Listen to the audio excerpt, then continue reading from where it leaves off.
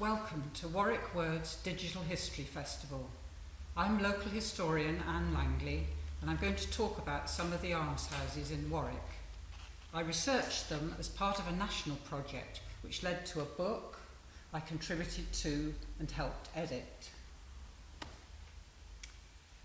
Oken's almshouses were founded in the 16th century by Thomas Oken, known as Warwick's most famous son. He was a silk merchant, a self-made man without children who left his fortune to good causes. There was an unseemly wrangle over his deathbed as various people tried to get their hands on his money, but fortunately the good causes prevailed. Oken's original almshouses were 3 timber-framed cottages in Pebble Lane, which is now Old Square outside St Mary's Church. The houses were not purpose-built, but the original tenants were allowed to remain there during their lifetime. The almshouses were intended for married couples or 2 people sharing, but soon afterwards, Fisher's Black Book of Warwick only listed women living there. Most of them were described as impotent. That meant disabled then, not what we might imagine now. One woman was blind and said to be 100 years old. Another was near 100 years old, though we should probably take this with a pinch of salt. I suspect they exaggerated their age to get the sympathy vote. The almspeople lived rent-free and originally got an income of 6pence a week. They were required to pray daily for the monarch. They were given a garment every 3 years, made of black cloth, with Oken's initials, T.O., in white on them, and weren't they grateful he wasn't called Bartholomew? However, by the 19th century, this had been transformed into a rather more useful drapery ticket to buy clothes. The original timber-framed cottages were destroyed in the terrible Great Fire of Warwick at the end of the 17th century. They were valued at £60 in the claims made for compensation afterwards. Here are Oken's almshouses, his new almshouses. The trustees prudently rebuilt in brick, 6 units for 12 people, adjacent to Eyfflers Houses in Castle Hill. I'll tell you about those shortly. They were built in a similar style, so as you can see, the whole forms a harmonious terrace standing well above the road opposite the castle. Outside there was a yard and a tiny garden with shared washhouses and privies. Almshouse residents in 1851 included a 70-year-old widow who was a hawker of stockings and a married hostler, a groom or stable hand. There were also out pensioners supported by the charity but living elsewhere in the town. Access to the upper houses were via atrocious old staircases. Both sets of almshouses have been restored and modernised over the years. They now house fewer people in bigger units with modern conveniences.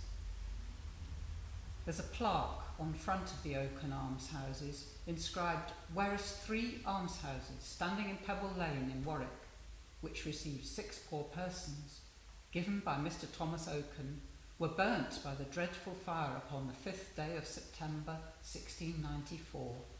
These almshouses, to receive 12 persons, were by the charity of the said Thomas Oken built upon the ground given by Mr. Nick Eyffler, Anno Domini 1696. Here are Eyffler's almshouses. They were founded 20 years after Oken's in Back Hills, which is now Castle Hill, by Nicholas Eyffler, a glassmaker from Germany who probably made the stained glass windows at Charlecot and Kenilworth Castle. He'd helped administer Oken's charity and was clearly inspired by the experience to found his own almshouses. He assigned timber-framed barns that he owned for the purpose. But fortunately, these were pulled down and houses built in brick and stone, as you can see. So they survived the Great Fire 100 years later. Detailed accounts survive of the building of Eyffler's almshouses, helpfully transcribed and published by the Dugdale Society. Total cost was £72, 5 shillings and twopence. You wouldn't get a house for that now, but it was a lot of money then. There's a list of the workmen involved. A labourer was paid 8p a day and a mason 1 shilling a day. The almshouses were fitted with hangings in the chimneys for a cooking pot, bedsteads and bedding. A load of firewood was provided for the first residents when they moved in. Mr. Eyffler's will stated that there should be 8 poor women placed in the hospital, that's an old name for an almshouse, whereof 4 should be poor old maidens that had spent their youthful years in honest service and should be past service and past childbearing.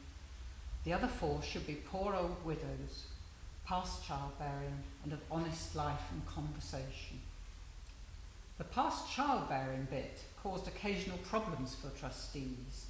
In 1608 they admitted Marjorie Griffin, a poor maimed maid lacking in one hand, but they weren't sure if she was past childbearing, and so specified that if she did have a child, she was to be evicted. Very charitable. Entrants had to share a house. They were given a new gown and 1 shilling on entry. By the 19th century, they received £2 a year and a drapery ticket. In 1881, the residents included charwomen, laundresses, a former lodging house keeper, a dressmaker, a sempstress, and an enterprising female greengrocer.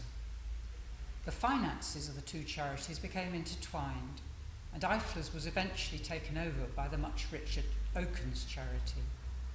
The 2 separated again in the 19th century, following stern advice from the charity commissioners, but formally amalgamated in the mid-20th century. Much of the building has been restored over the years and was extensively modernised in the 1950s. This chest is said to have belonged to Oken or Eyffler, they're not quite sure which, and can still be seen in Warwick Tourist Information Bureau. It's a splendid painted wooden chest, bound with metal straps and fastened with an array of locks. The keys were kept by different individuals so that no one person could steal the contents.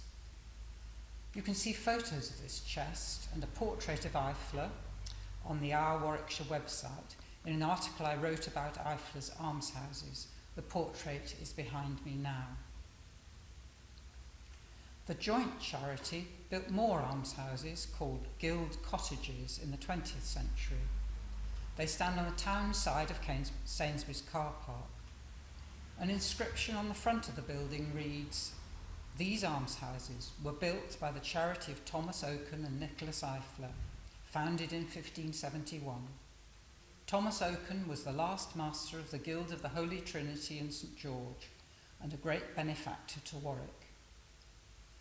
In the courtyard, a brass plaque records details of other benefactors and the opening of the almshouses.